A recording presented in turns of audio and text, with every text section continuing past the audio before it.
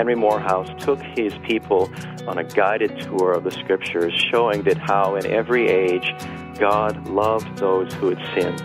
Moody said when he heard it, the tears came. It was like news from a far country.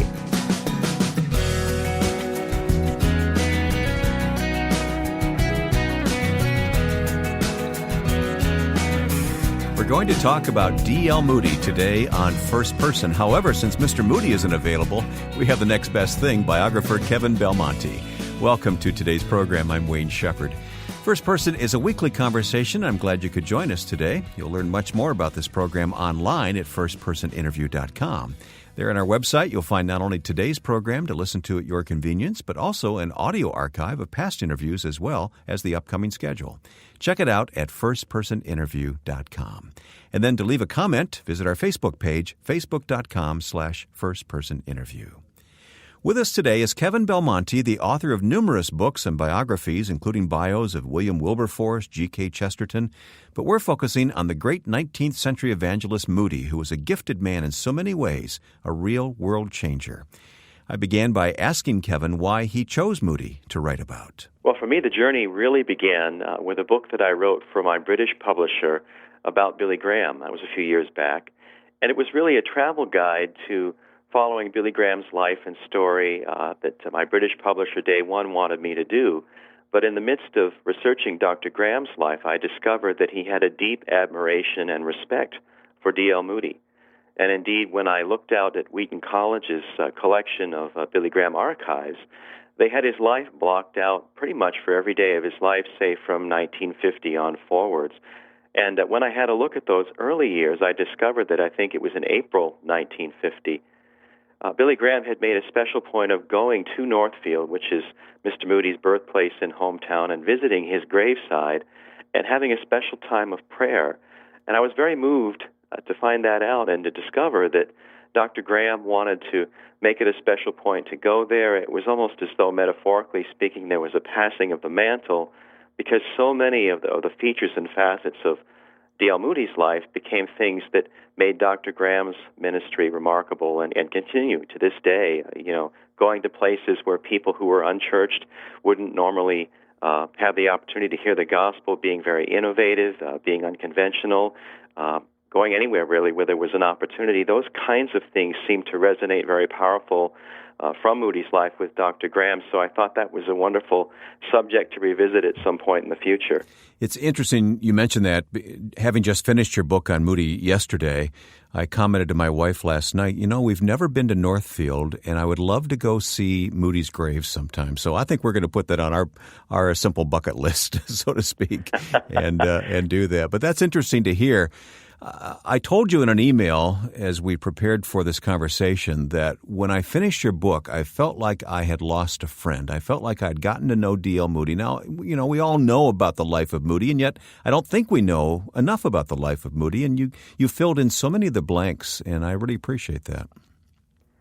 Thank you. That really means a lot. When you're telling the story of someone like Mr. Moody, for whom in many respects, there is that pre-awareness that you put your finger on. Many people will know the name and perhaps a little bit about his life and legacy.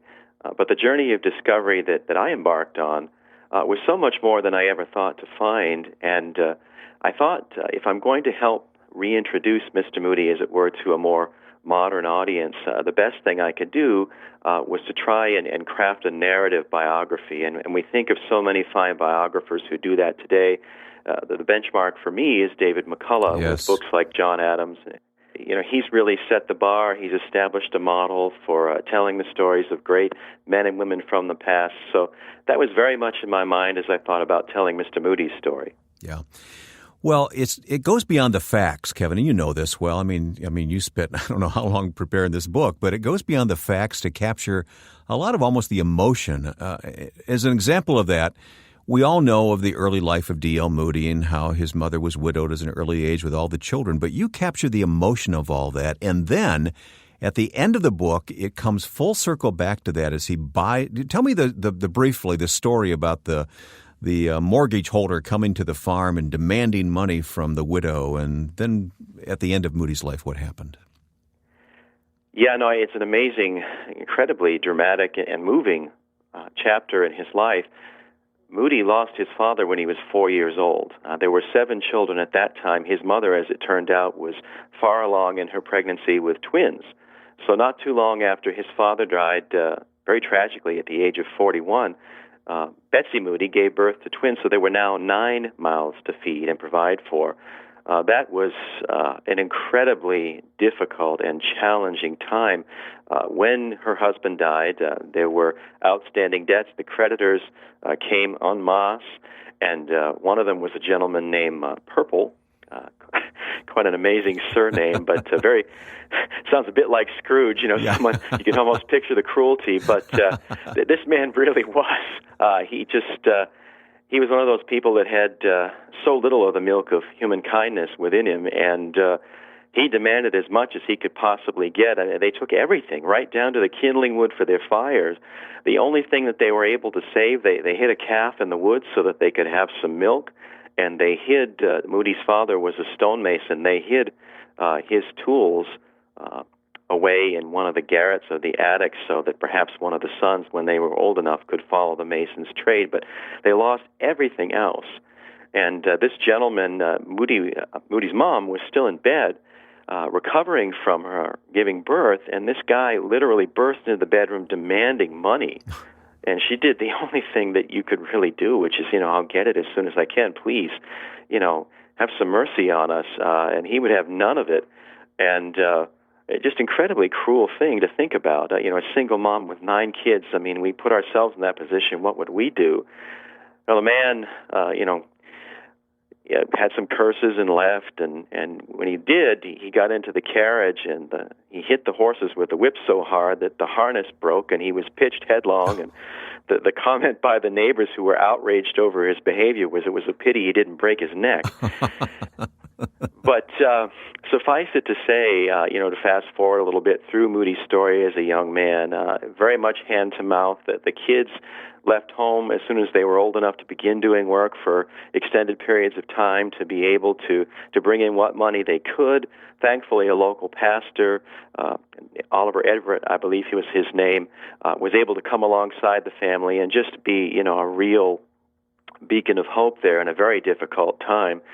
Well, fast forward all the way to near the close of Moody's life when he's founding the great schools out in Northfield that people remember. Of course, we know MBI as well, but there were 3 schools there in Northfield, and when he was just beginning to found those, he found out that the farm of none other than this man, Ezra Purple, was now available for purchase, and they were looking for a site for the boys' school that Mr. Moody wanted to found. It's called the Mount Hermon School, and God in his providence and kindness turned what was a very painful circumstance in Moody's boyhood. God redeemed that whole set of painful circumstances, and one of Moody's friends who had deep pockets and was a real benefactor to the work of education there purchased the property, and that is now the site of the Mount Hermon School. That's now Northfield Mount Hermon, and it's just fantastic to think about that. It's such a great story. Kevin, as we look at historical figures like D.L. Moody, we often characterize them in mono, so to speak, instead of stereo. We don't see them for, all that they were. And I was just struck from reading your book how unconventional, how multidimensional D.L. Moody really was. Yeah, he really was. He had great gifts that the Lord gave him, a lot of rough edges when he was starting out. He found it very difficult to read. He only had a few years of formal schooling, very much like Abraham Lincoln. But he embarked on a remarkable program of self-education, and people who knew him when he was younger marveled over the man that he'd become when he was older. Someone who had it. Spelling was an adventure for him. You read his letters, it was not easy for him to do, but he really got up early each morning, 4 or 5 in the morning, and studied and read, and he had people who were better educated than he. He would sit at their feet and learn from them, and he would often say, what is your best thought today? Give me something out of your heart, and write it down. And so he did this throughout his life, and there was a wonderful transformation that took place, and I was just invited to speak by Mr. Moody's great-grandson to give a sermon a couple Sundays ago out there in Northfield to remember Mr. Moody, and it was really keeping the tradition of the great Northfield conferences going, so it was a huge honor to be a part of it all. But one of the things I shared with them, just to illustrate this remarkable transformation that had taken place with Moody, he was talking about John Milton, of all people, the great poet, and the miracle of turning water into the wine. And then he quoted Milton. And he said, "The conscious water saw its God and blushed." This beautiful poetic line. These were things that became a part of Moody's life. But when it came to being unconventional, I think when he came to the ministry, he had no formal theological training. You're quite right. And the thing that's remarkable about it is he was a very successful business person. And so when it came to constructing his sermons, for example, he had a whole huge collection, hundreds of manila folders for each of his sermons. And inside these folders, he would tuck notes from the Bible, but also newspaper columns, stories from current events that would capture his imagination and lend themselves to the telling of a sermon on a particular subject or passage of Scripture. And he was continually adding to and pulling from, revising. It was a marvelous way of preparing sermons, but it gave them a freshness and immediacy that was often very lacking. We think of Victorian sermons and we think of these very flowery, sometimes very eloquent, but very long.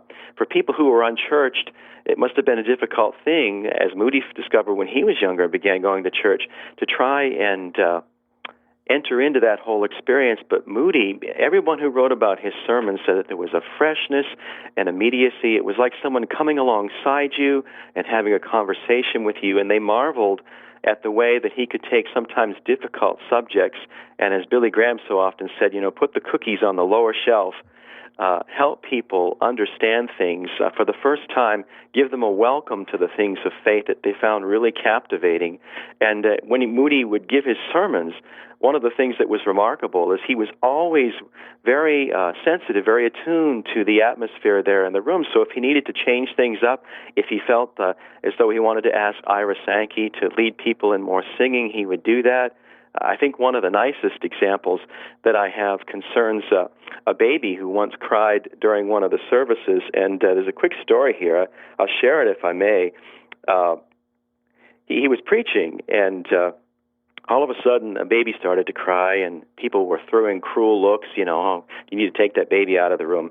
And Moody noticed it right away, and he asked her to stay where she was. And he said, "My lungs are stronger than the baby's, and if anyone doesn't like it, they may leave." But then he did something more. At the close of the service, he announced the next afternoon he'd preached to mothers with babies in their arms, and no one, he said, without a baby will be admitted.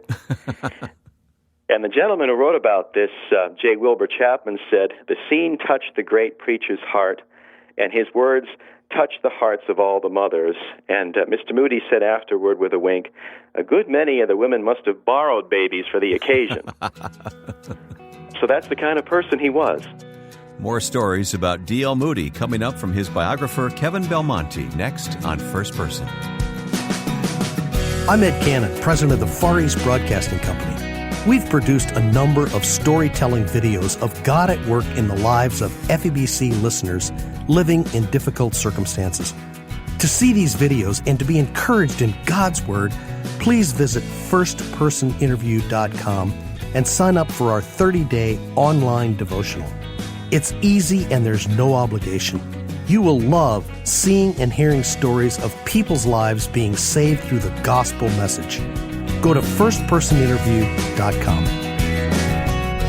My guest today is Kevin Belmonte, the author of D.L. Moody, A Life, Innovator, Evangelist, World Changer.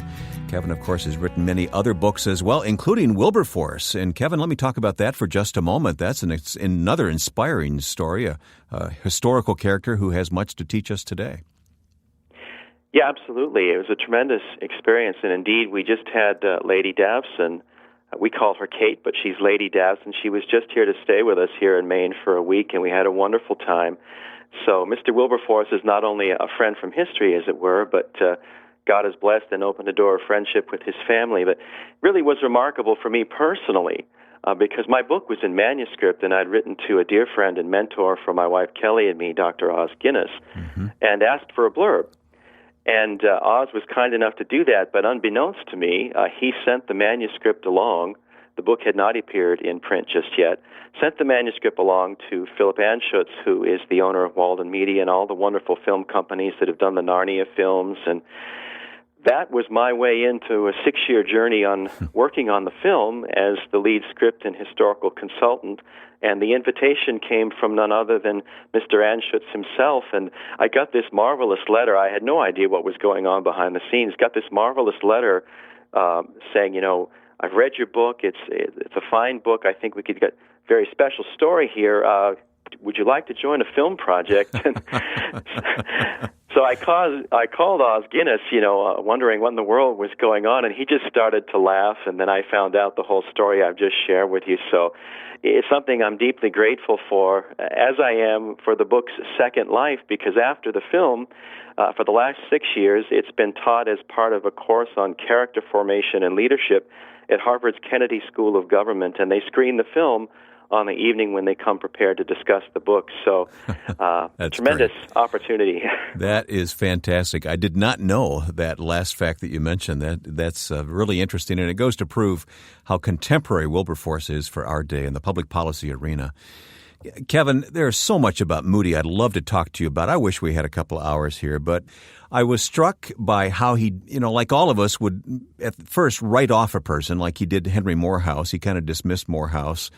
And then he recognized his error and came back and was a huge supporter of Henry Morehouse. Describe that relationship and the transition that caused in Moody's preaching. Well, absolutely. You put your finger on something that was a real hallmark of who D.L. Moody was. He had a teachable heart.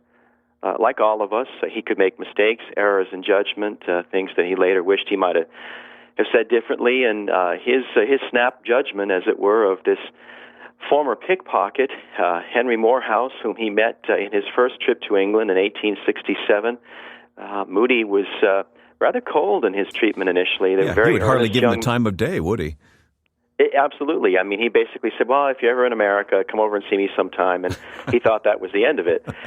Well, it turns out that this young gentleman from England, Henry Morehouse, as I say, a former pickpocket who God had done a wonderful work in and made him a very powerful preacher, very knowledgeable in the Word and how to speak compellingly. He came all the way over to Chicago and showed up on Mr. Moody's doorstep, and Moody had to go out for a series of preaching engagements, but he said to the leaders of the church, well, give him a go, and he's come all this way, and I haven't been very nice to him, and if it doesn't work out so well, hey, nothing ventured, nothing gained kind of thing, a very cavalier attitude about it. And he came home and asked his wife how that young preacher was getting along. And he said, how's that young Irishman getting along? Which shows how much Moody had been paying attention, because he wasn't Irish, he was English. But she said, well, he preaches a little differently than you do. And he said, well, what do you mean? And he says, well, he tells people God loves them. And that cut Moody to the quick. And, he protested, well, we'll see, and I'll come hear him. And because Moody at that point had been dealing in what was pretty much standard sermon fare, kind of a little bit heavy on the side of fire and brimstone, that sort of thing, which he readily admitted. But the thing that shows his teachable heart is the second part of that story, because he went to hear this young man preach, and he'd been preaching for several nights, but he'd always been preaching from the same text, John 3:16. And so he got up there to preach, and Moody was watching him with an eagle eye, and he said, let's turn to our text. And what unfolded over the next couple of hours was remarkable. From Genesis all the way to Revelation, Henry Morehouse took his people that were there in the audience on a guided tour of the Scriptures, showing that how in every age God loved those who had sinned, who had fallen short, who needed redemption, who needed a second chance. And Moody said when he heard it, the tears came. It was like news from a far country. He'd never heard anything like it, and it transformed his preaching ministry entirely. If the fire and brimstone-ish fare had been the hallmark or something that was very prominent in his preaching heretofore, the love of God became his grand theme for the rest of his life. So that's from 1870 all the way up through 1899. Remarkable. And no one who... Yeah, absolutely. I mean, the most unlikely messenger, Henry Morehouse, and Moody's teachable heart was such that when he heard it, he recognized it for the truth that was there, and he embraced it. How often are we tempted to write people off at first? And that's a great lesson to all of us, I think. I would love to talk to you about D.L. Moody's experiences, his special experiences with God, where he just felt God's presence. There are a couple of moments in his life when that happened that you talk about in your book, and I'll have to leave that to those who read your book. But I want to take you to the end of his life. In a day and age in which we have stories of near-death experiences, and they're treated with a good dose of skepticism, D.L. Moody had an interesting experience at the end of his life. Can you take us there for just a couple of minutes? Well, heart trouble had been a concern for a number of years with D.L. Moody, and he was on a preaching tour out in Kansas City, and the pains came on. He had to leave off this preaching tour that had seen great moments of blessing in the early stages and return home to Northfield, and he went upstairs to his bedroom and never left it. And his children, his wife and children and their spouses very faithfully attended his bedside, but near the end, he had this marvelous vision of heaven. Somehow, the veil between here and eternity was laid by. And Moody had very painfully suffered the loss of two beautiful little grandchildren. And all of a sudden, he spoke up and said in a very clear voice, filled with wonder, "Dwight, Irene, I see the children's faces." And it was just one of those most beautiful things. He said, "Earth recedes and heaven is coming. It's time for me to go." And so very often, we think about bidding farewell to loved ones here and passing over, as it were. Sometimes that's not always easy. Sometimes it's very difficult for families. But D.L. Moody was granted a great grace, a great source of comfort, something that his family was not only able to see but to hear. And so his going to heaven was made very beautiful, very touching. I can only think of what a wonderful welcome he must have had, because so many who'd gone on before owed their place in heaven to what God did in and through him. So I can't help but think that beautiful experience of seeing the veil between here and eternity set by was God's gift of solace and comfort to him. Kevin, how do you summarize a man like this? Well, it's a tall order, because Mr. Moody is such a tremendous figure, so important to history in the proper sense, but also Christian history especially. But I think one quote really captures it. I'll share it if I may. He said, "The world is after peace. That's the cry of the world. That's what the world wants. Probe the human heart, and you find down in its depths a want, a cry for rest. Where can rest be found? Here it is, right here. Put your trust in the living God with all your heart, mind, soul, and strength, and you'll have peace." That's Kevin Belmonte, the author of the biography D.L. Moody, A Life. It's a great read, which I think you'll enjoy very much, and we'll provide a link to Kevin and his book at our website, firstpersoninterview.com. You may want to bookmark our page and check back often. Also, share the link with others. What you've heard today and previously on First Person can be listened to again from the archive at firstpersoninterview.com. And you'll find us at facebook.com/firstpersoninterview. Thanks to the Far East Broadcasting Company for making today's interview possible. Learn more about FEBC at firstpersoninterview.com. Next week on the second program of this new year, a conversation with Dr. Harold Sala of Guidelines. Now, with thanks to my friend and producer Joe Carlson, I'm Wayne Shepherd, hoping you'll join us next time for First Person.